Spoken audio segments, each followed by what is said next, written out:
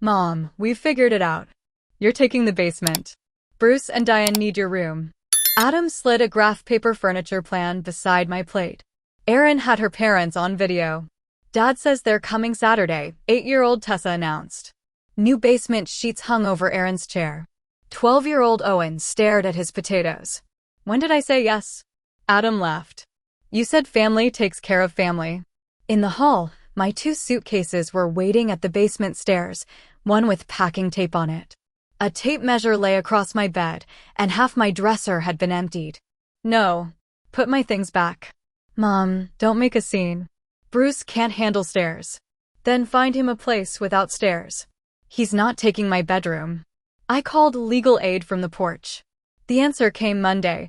No changing locks, no touching their things. Written notice was my only option. By Monday night, 30 days were running.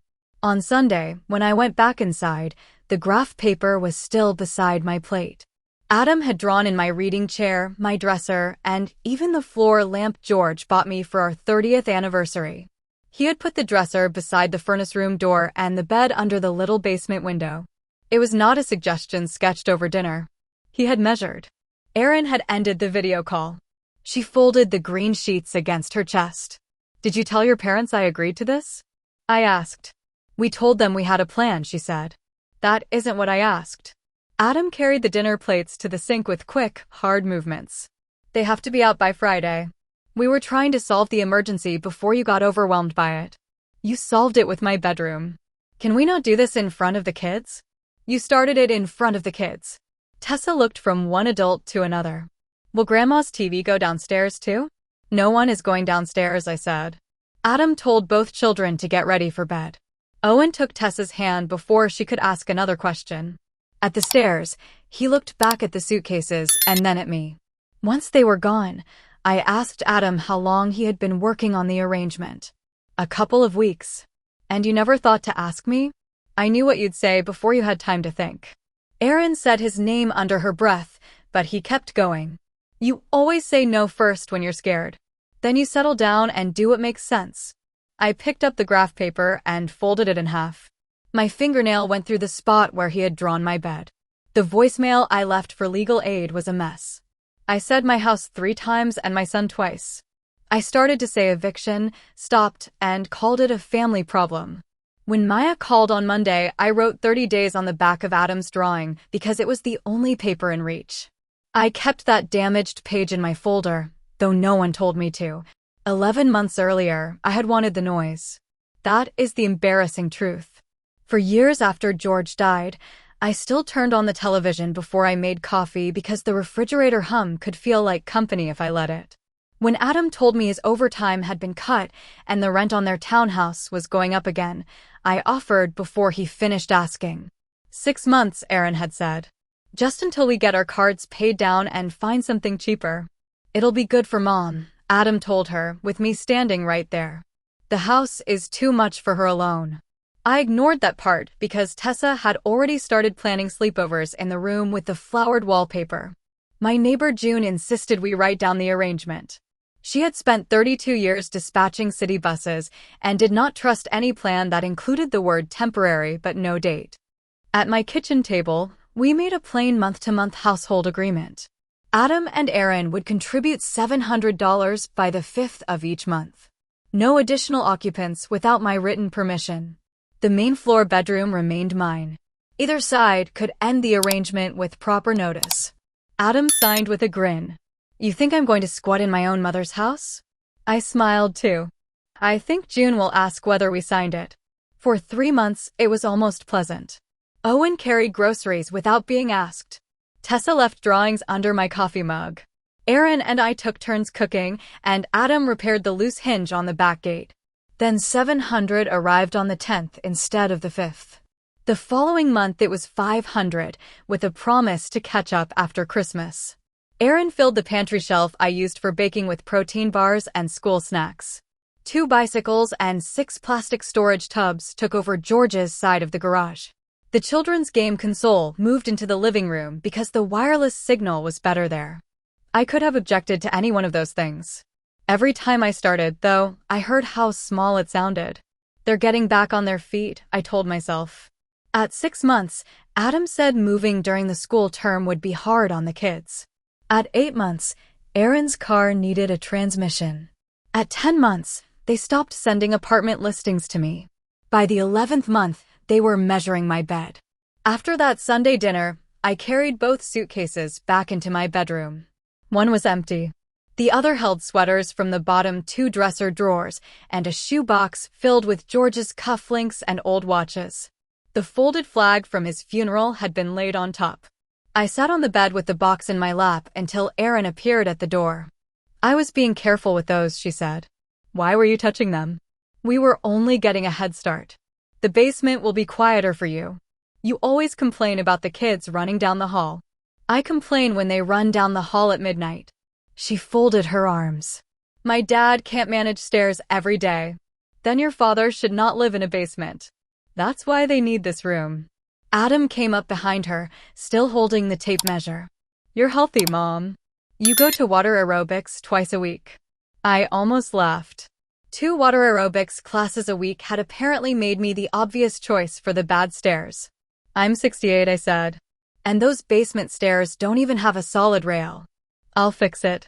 From the hallway, Owen said, it gets really cold down there at night. Adam turned.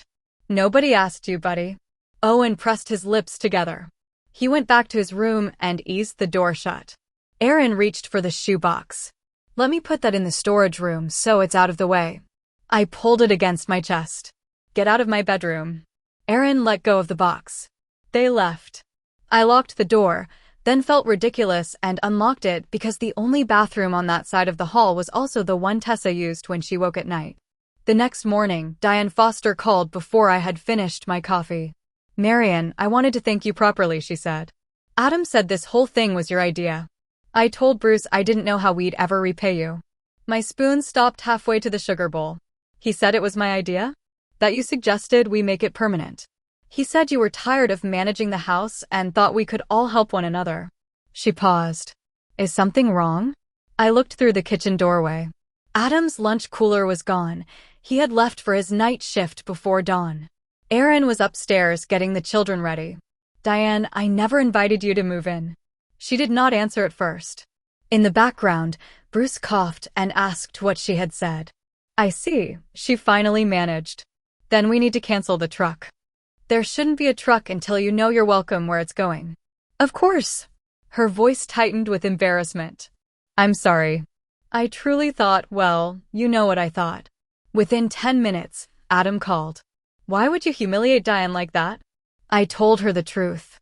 She's already stressed. Their landlord sold the place. They have 4 days. Then why did you tell them I invited them? Because I knew you'd come around once we talked. You announced it at dinner. Because if I'd asked you privately, you would have worried yourself into saying no before you understood the plan.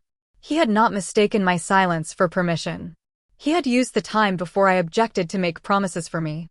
That afternoon, I printed a list of nearby extended stay hotels and 3 apartment complexes with accessible first-floor units. Bruce and Diane could afford 2 weeks at the least expensive hotel if Erin and Adam helped them.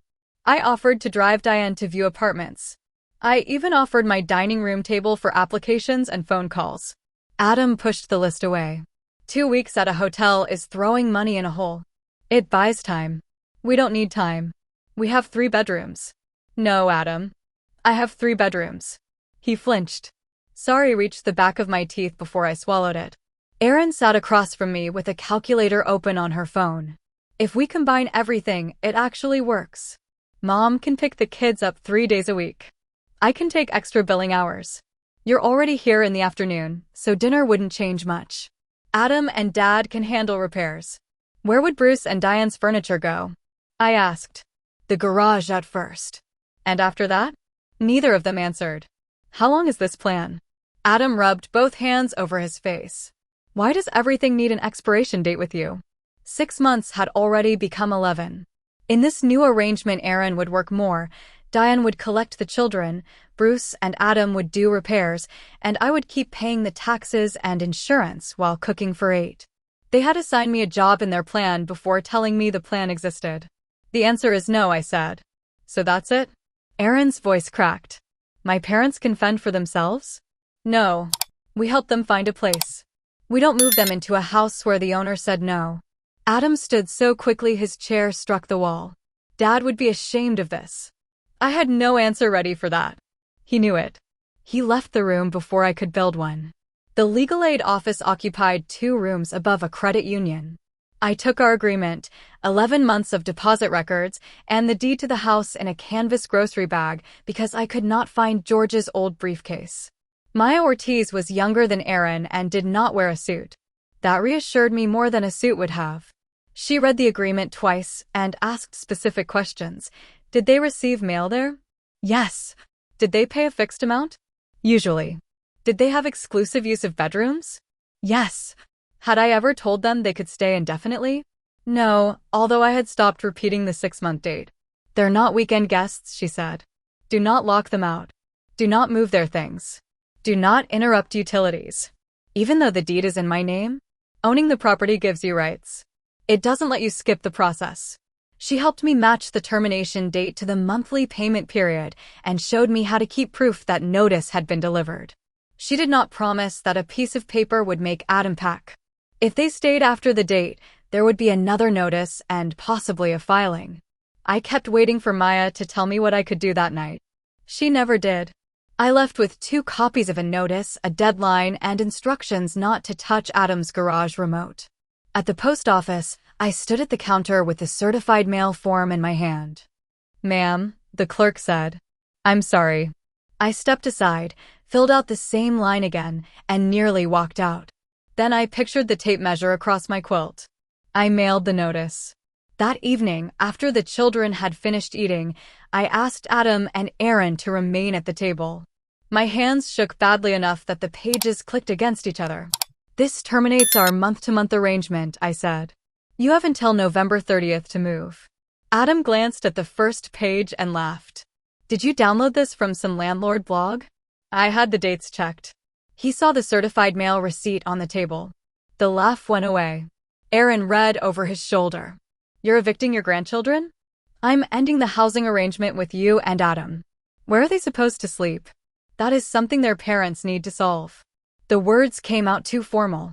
I sounded like the school secretary I had once been when a parent demanded I change an attendance record. Tessa appeared in the doorway in sock feet. Are we moving? Go upstairs, Adam said. But are we? Aaron put an arm around her and began to cry. I saw Tessa's face against her mother's sweater and nearly said, forget it. Stay. Adam stepped close enough that I could smell the coffee from his shift thermos. If you do this, he said quietly, don't expect to keep playing grandma afterward. You don't get to put my kids through this and still show up for the fun parts. My hand moved toward the notice. For one dangerous second, I meant to take it back. Then I saw my 2 suitcases beyond him, still standing beside the basement door because nobody had bothered to return them. I put my hand flat on the table. The date stays. Adam took a photograph of the notice. Before bedtime, he posted it in the Doyle family group chat with a message that read, my mother is putting 2 children out over a bedroom. Upstairs, the bathtub ran and Tessa sang to herself while Aaron packed school lunches. Adam crossed the hallway carrying clean towels as if we had not just put an expiration date on our life under one roof. I wanted to call him back and offer another month before anyone answered his message. Instead, I washed the dinner plates. One was chipped where my fork had struck it. I wrapped it in newspaper, put it in the trash, then took it out again. I couldn't stand one more thing leaving the house that night. The first reply arrived before I could turn off the kitchen light. My sister-in-law Carol called at 7 the next morning. She did not ask what had happened. She asked how I could do it. Carol, they were moving me into the basement. Adam says it's practically a finished apartment. It has a folding card table and a furnace. Bruce has arthritis, Marion. Surely one room isn't more important than family. I heard some version of that all week, one room. As if I had changed the locks over a closet. A cousin in Columbus sent me a Bible verse about hospitality. A woman from George's old church left a message saying children needed stability. Adam's aunt asked whether grief had made me possessive. None of them asked why a 40-year-old man had promised away a room he did not own. I tried to explain the 6 months, the missed payments, the luggage, and the plan for 8 people. By the 4th phone call, I could hear myself talking too fast and giving details nobody had asked for. On the 3rd call that evening, Carol said, "Adam put a lot of work into that house. He told me he replaced your water heater." I paid for the water heater. That's not the point. Maybe Adam should learn to pay for his own life. I liked how it sounded for about half a second. Then the refrigerator door closed behind me. Owen stood in the kitchen holding a can of soda. His face was red from his hairline to his collar. "My dad pays for stuff," he said. "Owen," I was angry. I shouldn't have said it like that. "He works nights." "I know he does." He set the soda on the counter without opening it and walked away. When I told Adam I wanted to apologize to him, Adam said, "No. Let him understand what you think of us." I apologized anyway the next morning while Owen tied his shoes for school. "I was mad at your dad," I told him. "That doesn't mean I think he's lazy." I said it wrong. He kept his attention on a knot in one lace. "Are you still making us leave?" "Yes." "Then you're not sorry." I could not give him an answer that would make sense at 12. 6 days into the notice, on Saturday morning, a small yellow moving truck turned into my driveway at 8:30. I was rinsing my breakfast cup. Adam was asleep after his shift. Aaron had taken the children to school. Bruce climbed down from the passenger side slowly, favoring his left knee. Diane came around the back with a ring of keys in one hand. For a moment, none of us moved. "Adam said to come early so we could get the heavy things inside before lunch," Diane said. "Did he tell you about the written notice?" Her mouth tightened. "He said you'd had an emotional reaction. He said he was giving you a few days to settle down." The truck's rear door rattled as Bruce tried to lift it. "Please don't open that," I called. He stopped. "Marion." My neighbor June was sweeping leaves from her driveway. She lowered the broom. 2 houses down, a man loading tools into his van stopped with one toolbox halfway into the back. Adam came outside in sweatpants, still pulling on a shirt. "What are you doing out here?" "Back it up to the garage." "No," I said. Erin's car turned onto the street just then. She had apparently seen the truck from the corner because she pulled in crooked and left the driver's door open. "Can we please not do this in the driveway?" she asked. "I'd rather not do it at all," I said. "Diane, Bruce, Adam never had permission to offer you a room. You can't move in." Adam pointed toward the house. "We already live here. This is our family decision too." I went inside and returned with a copy of the occupancy agreement. My thumb shook against the line that said no additional occupants without the owner's written permission. I showed Diane the termination notice as well. She read both while Bruce stood beside her with one hand on the truck. "You told us this was a formality," she said to Adam. "It is." "She's upset." "You told me Marion had offered the room." "She did, before she changed her mind." "No," I said. "I did not." Diane looked from my face to his. Then she handed the papers back to me. "Bruce, close the truck." "Mom," Aaron said, "where are you going to go?" "Somewhere we're actually expected," Diane said. Her chin trembled on the last word. Bruce lowered the door. Adam cursed and walked toward the house. Aaron followed him, crying that he had promised this would work. I gave Diane the list of extended stay hotels and accessible apartments I had printed. I almost offered to put the first week on my credit card. Instead, I asked whether she wanted me to call the least expensive place and check for a first-floor room. She said yes. Bruce and Diane drove to an extended stay place near the interstate. Their truck remained packed for 3 days while they looked for storage. By noon, a photograph of them in my driveway had reached the family group. Adam captioned it, "She turned away 2 seniors with nowhere to go." June came across the lawn without knocking and put her broom against my porch rail. "You want me to tell people what I saw?" she asked. "Not yet." "Good. I don't enjoy family group chats." Too many exclamation points. She sat with me until my hands stopped shaking. The next day, Adam posted 4 photographs of the basement. In them, the folding bed was neatly made with Aaron's green sheets. My reading chair sat beneath a lamp. A tray with a mug and a book had been placed on the card table. The pictures made the space look like a modest guest suite. The furnace 6 feet from the bed had been cropped out. So had the narrow window near the ceiling and the stair rail that shifted under a hand. I called a licensed contractor named Cal Morton who had repaired June's porch. I told him I did not need a legal opinion. I needed to know what it would take to use the basement as a sleeping room safely. Cal walked the space with a flashlight and a small notepad. He measured the window, tested the rail, looked at the furnace door, and asked whether there was another exit. No. Then I wouldn't advertise this as a bedroom, he said. That window isn't a normal way out, and you've got sleeping space right next to equipment that needs clear access. The rail needs anchoring either way. I photographed the window, the furnace clearance, and Cal's hand pulling the loose rail away from the wall. His invoice described what he had checked and nothing more. Owen watched from the stairs. Dad took his pictures from over there, he said, pointing to the far corner. So the furnace wasn't in them. You don't need to be involved in this. I'm not. I was just saying. I saved the photographs in a folder and did not quote him to anyone. That night, Adam stood in the basement doorway while I moved the folding bed back against the wall. So now you're hiring inspectors to build a case against me? Cal is a contractor. I wanted the rail checked. I built half this room. You hung the paneling. I replaced the water heater. I rewired those lights. I repaired the deck and the fence. I've put years into this property. You helped your parents with repairs. Dad told me this house would be mine. George had said it more than once in the garage. One day, all this will be yours, kid. I had said it too at Christmas when Adam admired the tools, and in the yard when he wanted to remove the old maple. Hearing him claim the house now, I could hear my own voice underneath his. Your father hoped you would inherit it, I said. He did not give it to you while I was alive. Adam's face went flat.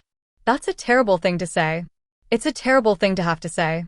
He claimed he had spent thousands on improvements. I pulled bank statements and receipts from the metal file box under my desk. The water heater had gone on my credit card. The deck lumber had been paid from our joint account 2 years before George died. Adam had given weekends, labor, and $180 toward a replacement door. I did not deny the weekends he had worked. I denied that they made him an owner. Maya confirmed that when I called. She used plain words. Helping with family repairs was not the same as receiving an ownership interest. A possible future inheritance did not cancel the current occupancy agreement. I thanked her, hung up, and cried at my desk anyway. I had spent years talking about the house as his future. I had never once told him he could start making decisions about it in my present. A week later, Adam found the one thing that almost made me take back the notice: Tessa's school performance. She had been practicing a song about the 50 states for 6 weeks. I was supposed to meet Aaron near the cafeteria at 6:15 and save seats. At 4 that afternoon, Adam sent a text. Do not come tonight. We need space as a family. Respect that. I typed 3 replies and erased them. I could have driven to the school anyway. The auditorium was open to families, and my name was already on the visitor list. But arriving against her parents' instruction would make Tessa watch adults fight over who got to sit beside her. I stayed home. At 7, I opened a video from the previous year. Tessa was missing both front teeth and waving at the wrong camera. I watched it 4 times. Then I took the termination notice from the refrigerator and laid it on the table. I could end this, I thought. I could write a new agreement. I could keep my room and let Bruce and Diane have the basement until spring. I could tell myself I had won the important part. I called June. She came over in pajama pants under her coat and listened without interrupting while I said a room was not worth losing my son.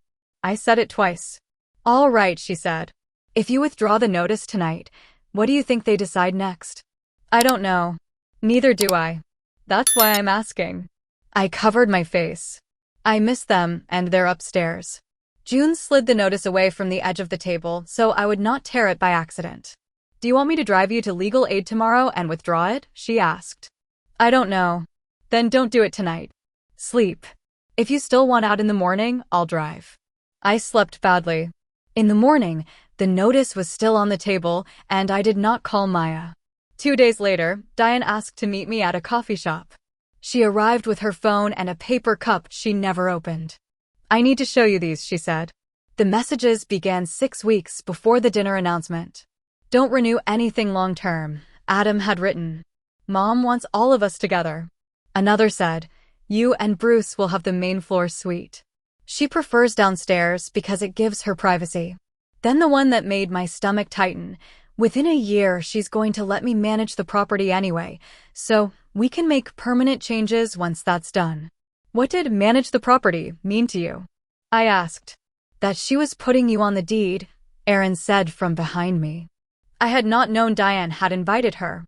Aaron pulled out the third chair and sat down without removing her coat. Adam told me you'd mentioned it after his dad died, she continued. He said you wanted him handling the bills before you got much older. I have never discussed putting him on the deed. Diane turned the phone face down. If I had known you hadn't agreed, we would never have brought that truck. Aaron pressed both palms against her eyes. I knew he was pushing you. I thought it was because you were afraid of change. I didn't know he had already promised them the room. Or the house. Aaron did not apologize. She pushed back her chair and said she needed to go home and talk to Adam. That evening, their argument lasted almost an hour behind the closed bedroom door. The children sat with me in the living room, listening to a game show at twice the normal volume. Afterward, Adam came into the kitchen alone. So now all three of you are comparing notes? Your notes don't match. I was trying to keep everybody calm until I could make the plan work. By telling each of us a different plan.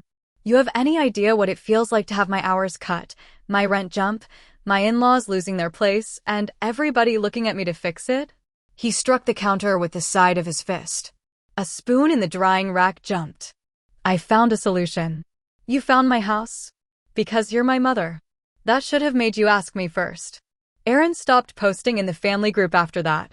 She did not take my side, and she did not withdraw the threat about the children.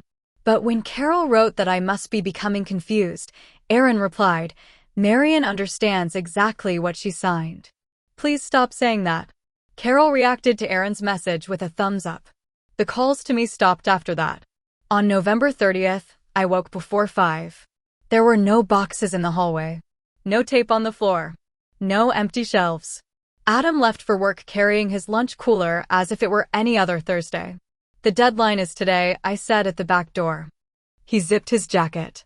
You're not taking your grandchildren to court. If you leave today, I won't have to file anything. We're not leaving. He nodded toward Tessa's school picture on the refrigerator. I hope you're ready to explain it to them. Then he went to work. That afternoon, I followed Maya's instructions for the next written notice. I kept a copy. I had June witness the delivery. I mailed another copy and saved the receipt. The garage codes stayed the same. Their tubs stayed inside. The cable and basement lights stayed on. Adam tore the copy taped near the entry into 4 pieces and dropped them on the floor. There, he said. After he left the room, I put the 4 pieces in my document folder beside the certified mail receipt and June's signed statement. 3 business days later, I went to municipal court. The clerk had me correct 1 box on the form and slide the papers back through the opening under the glass. I paid the filing fee with my debit card. When the form asked about money damages, I left the amount blank. You're not claiming unpaid rent, the clerk asked. I want possession of the house returned. That's all. The case was referred to a court-supported mediation process before a hearing date. I signed the acknowledgement on the wrong line, apologized, and started over. My second signature looked nothing like my name. When Adam received his papers, he read the first page twice and checked the case number on his phone. Let us stay until winter's over, he said. March 1st. We'll pay on time. 3 months earlier, I might have called that reasonable. No. Then give us 60 days. I'll discuss a short move-out date in mediation. Not a new season. Not another open promise. He folded the papers once, carefully, and put them in his jacket. The mediation notice arrived 2 days later. Tuesday, 9 in the morning. I wrote the time on the calendar in red. Then I stood at the kitchen counter with the cap still off the pen, wondering whether I would be able to say no again when my son was sitting across from me. The mediation room had a round table, 6 gray chairs, and a wall clock that ticked loudly enough to make me count the seconds between questions. I arrived 20 minutes early with my canvas grocery bag. Inside were the deed, our agreement, bank records, notices, delivery receipts, repair receipts, and basement photographs. I had color-coded everything the night before, then checked 3 times that the deed was under the blue tab. Adam and Aaron came in together, but sat with a chair between them. He wore the blue button-down shirt he used for parent conferences. Aaron had a legal pad on her lap and kept turning her wedding ring. The mediator introduced herself as Ms. Klein and explained that she was not our judge and would not decide whether anybody was a good parent or a good mother. Her job was to see whether we could reach a written agreement about possession without going forward to a hearing. Adam spoke first. His hours at the distribution center had been reduced. Their previous rent had risen beyond what they could safely manage. They had 2 school-age children. Aaron's parents had lost their rental when the owner sold it. He had repaired my house for years and moved in because I needed help after George died. None of it was false. It also left out the suitcases, the promised bedroom, and every time he had been told no. My mother filed this after one argument, he said. She was angry about a proposed bedroom change. We've tried to negotiate, but she won't consider what moving in the middle of the school year will do to the kids. Miss Klein turned to me. Mrs. Doyle. My mouth had gone dry. I reached for my folder and knocked my pen onto the floor. When I bent to retrieve it, 2 sets of documents slid out of the bag. Erin moved her foot so the papers would not land under her chair. Neither of us looked at the other. It was not one argument, I said after I had gathered them. The agreement was supposed to last 6 months. I allowed it to continue month to month. Then Adam promised my bedroom to 2 more people without my permission. I handed over the signed agreement. The mediator read the monthly contribution, the no additional occupants clause, and the line reserving the main floor bedroom to me. She checked the dates on the termination notice against the payment schedule, then placed the delivery receipts beside it. Adam leaned forward. I'm not denying she owns the house. You told family members you had an ownership claim because you repaired it, I said. I said I have equity in the place in a moral sense. There is no moral equity box on the deed, Aaron said. He turned toward her. Whose side are you on? I'm on the side that gets us out of this room with a date we can actually manage. Ms. Klein held up one hand. This is not a contest over who has been kinder. The agreement lists Mrs. Doyle as the owner and your family as month-to-month occupants. She terminated that arrangement and filed for possession. We can work out a move-out date here, or the case goes back onto the court schedule. Adam rubbed his thumb along the edge of our occupancy agreement and looked down at his own signature. What about the money I put into the house? He asked. I passed over the repair receipts. Most materials were paid by me or your father and me. I know you gave your time. I'm grateful for work you did. I will not trade my right to live in my home for weekends you spent fixing it. My voice shook on the last sentence. I had practiced it in the car and still nearly lost the words. The mediator asked whether the basement photographs mattered. I said only because Adam had called it a safe private suite. I repeated the contractor's observations without calling the room condemned, then put the photos away. The notices were enough. Adam asked to speak with the mediator privately. She met with each side separately, carrying offers between rooms. His first proposal was 90 days. Mine was 10. He came down to 60. I stayed at 10. Then offered 14 if they paid the current month and scheduled a truck within 48 hours. When Miss Klein returned the 3rd time, she said Adam believed I had previously agreed to a permanent multi-generational arrangement. That isn't true, I said. Diane has the messages he sent. Diane had agreed to be available by phone if everyone consented. Aaron nodded. Adam said, fine, without looking up. Miss Klein put the call on speaker. Diane described what Adam had told her, that the invitation came from me, that she and Bruce would have the main floor room, and that I intended to give Adam control of the house within a year. Did Mrs. Doyle ever tell you any of that herself? The mediator asked. No. Every message came from Adam. Did you attempt to move in? We arrived with a truck because Adam said the disagreement had been settled. When Marion said we did not have permission, we left. Adam rubbed his forehead. I was trying to reassure them. They had nowhere lined up. Aaron's voice was low. You told me Marion had talked about adding you to the deed. Dad always said the house was coming to me. That isn't what I asked. He looked at me then, not at the mediator. I knew you were scared of changing things. I thought once everybody was there, you'd see it made sense. Once everybody was there, I repeated. I thought you would eventually agree. You didn't misunderstand my answer. You planned around changing it. His jaw moved, but he said nothing. Diane's voice came through the phone. That's what happened, Adam. He reached over and ended the call before anyone said goodbye. Ms. Klein told him he could not disconnect a participant she had called without asking. He apologized to the mediator, not to Diane. During a break, I splashed water on my blouse at the fountain. Erin offered me a tissue. 7 days, she said. I found a duplex in Riverside. It's small, and the kids would share, but the owner will hold it if we pay by tomorrow. Can you afford it? If I take 2 more remote billing shifts and Adam gets his weekend rotation back. Has he agreed? She glanced toward the closed mediation room door. He's about to. 7 days was not my offer. It was shorter. I should have been relieved. Instead, I pictured Tessa packing her stuffed animals into trash bags and Owen telling his friends he had moved again. Will you let me see them? I asked. Erin pressed the tissue into my hand. I'm not putting that in a housing agreement. I folded the tissue into a smaller square and nodded. She was right not to bargain with the children. Back in the room, we wrote the settlement 1 line at a time. Adam and Erin would leave within 7 days. They would return 2 house keys and the garage remote, remove their belongings, and identify any damage. They could use the house normally during those 7 days. I would not discuss the case with the children. If they complied, I would dismiss the possession claim. If they did not, the case would continue.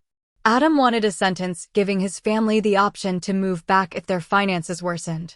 No, I said. He wanted a right to store boxes in my garage for 6 months. 30 days in the rear corner with a pickup date in writing. We settled on that. Before signing, he tapped the page with his index finger. Does this mean we're not even allowed to come for dinner? Not as part of this agreement. I'm asking as your son. And I'm telling you we will discuss family visits separately. He signed. His pen squeaked across the paper. He stopped halfway through his last name, adjusted his grip, and finished it. The next 7 days were worse than the 30 before them because everyone had run out of arguments. Cardboard boxes appeared along the hallway. Erin labeled them by room. Adam rented a truck. He and Bruce moved the large furniture together, though Bruce spoke to him only when they needed to turn a sofa through a doorway. On the last morning, Owen carried his desk lamp to the car without looking at me. Tessa stood in the living room with her purple backpack on and asked, "Grandma, why don't you like us anymore?" I crouched in front of her. My knees cracked so loudly she looked down. "I love you every day," I said. "You and Owen didn't do anything wrong. Then why can't we live here?" "Because your dad and I couldn't agree on how long your family would stay. We kept fighting, and it wasn't good for anybody. But you own it." "Yes." "So you decided." Tessa had reduced the whole fight to one word I could not dodge, decided. "Yes," I said. "I decided I needed you to move. I did not decide to stop loving you." She let me hug her, but only for a second. Adam brought the keys at 4:30. He placed them and the garage remote on the kitchen counter. Erin handed me a list, scraped paint behind Owen's desk, a cracked shelf in the refrigerator door, 2 dents in the stairwell. She had estimated the repair costs and written that they would pay $50 a month until we agreed the balance was covered. "We'll send the first payment Friday," she said. Adam stared at the keys. "The garage boxes will be gone by the date on the agreement." I waited for something else. An apology. An accusation. Even goodbye. He walked out. Only after the truck was gone and every key had been returned did I call a locksmith. I changed the garage code while he worked, then entered the old one twice that week out of muscle memory. The living room wall had a pale rectangle where their television had hung. The basement carpet held the outline of the folding bed. In the refrigerator were mustard, half a jar of pickles, and 1 yogurt nobody had wanted. I made toast for dinner. At the table, I set out 2 plates without thinking. Then I cried so hard I had to put my head on my folded arms. When I lifted my head, a crumb was stuck to my sleeve. The house sounded exactly as it had after George died. Adam and Erin moved into a 2-bedroom duplex 15 minutes away. Owen and Tessa shared the larger bedroom with a tall bookcase dividing the space. Erin took 2 evening billing shifts from home. Adam accepted weekend rotations he had previously avoided because of Owen's soccer schedule. Their lives got smaller in ordinary ways: fewer takeout nights, no spring soccer clinic, and a second-hand dresser wedged into the hall. Bruce and Diane found a small senior apartment with a 6-month lease and an elevator. Bruce complained about the parking space, but liked that the grocery store was across the road. Diane sent me a card with 3 sentences inside. She apologized for arriving with the truck. She thanked me for telling her the truth. She did not ask me to forgive Adam. On the first Friday of the following month, Aaron transferred $50. The note said, "Shelf and paint, payment 1." For almost 2 months, I saw my grandchildren only in photographs Diane sent after visiting them. I did not ask her to carry messages or contact the school. Then a pipe burst in June's apartment building. She knocked on my back door one Tuesday with a laundry basket, a suitcase, and the news that repairs would take at least 3 weeks. "I've got a motel voucher for 5 nights, she said. "After that, I may have to sleep on the number 9 bus. The number 9 doesn't run overnight." See? Disaster already. I laughed harder than the joke deserved. "You can use the front bedroom," I said. "Temporarily. We should write it down." I was going to say that. We made a 3-week agreement, renewable once if repairs were delayed. June insisted on paying weekly. We wrote down her refrigerator shelf, overnight guests, the key, and its return date. "Do we need a milk clause?" she asked. "You buy that almond stuff. It won't be confused with milk." Hostile language in paragraph 4. We both signed anyway. June asked before moving an armchair and replaced the coffee she finished. When 3 weeks became 4, we changed the date together. I left the basement as a basement. Cal fixed the rail. I moved the folding bed out and put George's tools on labeled shelves. It became storage, laundry space, and a home for June's terrible stationary bicycle. Near the end of June's stay, Aaron texted me. "Would you meet the kids at the Kettering Library Saturday? 1 hour. I'll be inside, but give you space." I arrived 30 minutes early. Tessa ran to me first and nearly knocked my purse off my shoulder. Owen walked more slowly. He had grown his hair over his eyes. We chose a table near the windows. Tessa brought the program from her school performance, folded into quarters. She had circled her name in blue ink. "I sang Ohio too loud," she said. I wish I'd heard it. Owen turned a library pencil between his fingers. "Did you really want to kick us out?" Aaron looked over from a chair near the magazines. For 1 second, I wanted to list every lie and make Owen understand exactly who had started this. "I wanted your family to move out of my house," I said. "I did not want to lose you." Dad said those were the same thing. They felt like the same thing to him. They weren't the same thing to me. He considered that, then pushed a graphic novel across the table. "This series has an old lady who solves crimes. Is she 68? She's probably, like, 50. I told him that was not old. He tried not to smile and failed. Adam waited in the parking lot and never came inside. 3 months after the move, Erin asked whether I would consider one Sunday dinner. She proposed a date, a start time, and an end time in the same text. I noticed the care in that. At 5 o'clock, the doorbell rang. Through the glass, I saw Adam reach toward his jacket pocket. His hand stopped. He remembered he no longer had a key. Then he knocked. I opened the door. Tessa carried a pie from the grocery store. Owen had 2 board games under one arm. Adam stood on the step until I moved aside and invited him in. Dinner was awkward. We discussed soccer, school lunches, and a broken conveyor at Adam's job. Nobody mentioned the basement. When the children went to the living room, Adam returned from the car with George's old cordless drill. "It was in one of my boxes," he said. "I should have brought it sooner." I took it from him. George's initials were scratched near the battery. Adam kept his eyes on the drill. "I told myself you hadn't really said no." "Not finally. I thought if I got everything arranged, you'd be upset for a while and then help because you always help." I waited. "I'm sorry, Mom." He swallowed. "I treated your answer like something I could wear down. I shouldn't have promised them your room. I shouldn't have used the kids. Thank you for saying that. Can we do this again?